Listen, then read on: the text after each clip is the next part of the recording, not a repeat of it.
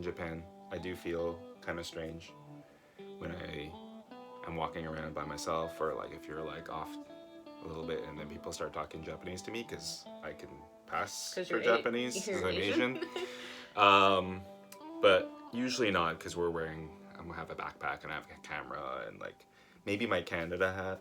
Yeah. Which I wear on purpose. You look like a tourist. So that people don't like start talking to me, possibly. Yes. Or if There's this thing I like to call the Gaijin Pass. First of all, let's explain. Gaijin means foreigner. So that would be people, Caucasians especially, Western people. It doesn't apply as much to Asian people, I think, because there's been such a long history of interaction between Japan and, say, China or Korea.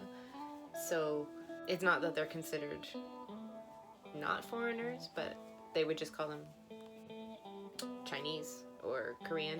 Whereas like with a Western person, maybe they're American, maybe they're Australian, maybe they're English, maybe they're Russian, maybe they're, from Brazil, maybe they're from France, maybe they're from Italy, wherever. So Kazakhstan. Yeah, maybe they're from Kazakhstan. Uzbekistan. Are you just gonna name all the stands?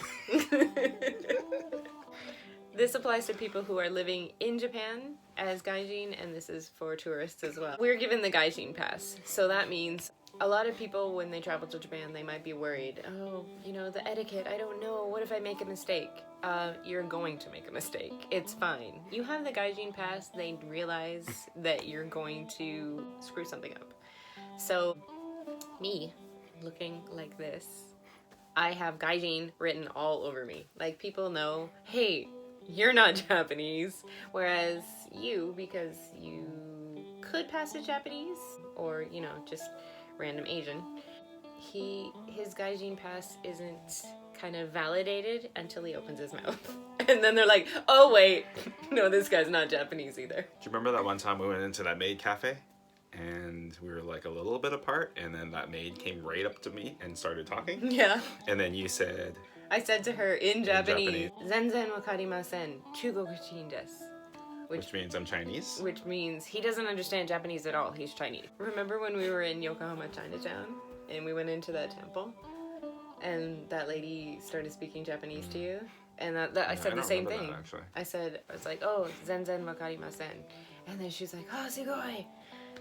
You speak Japanese in Japanese, and then all of a sudden she started speaking to me in Japanese, and that's when I pulled out the wakarimasen. Like, I'm so sorry. I gave you the impression that I speak more Japanese than I do.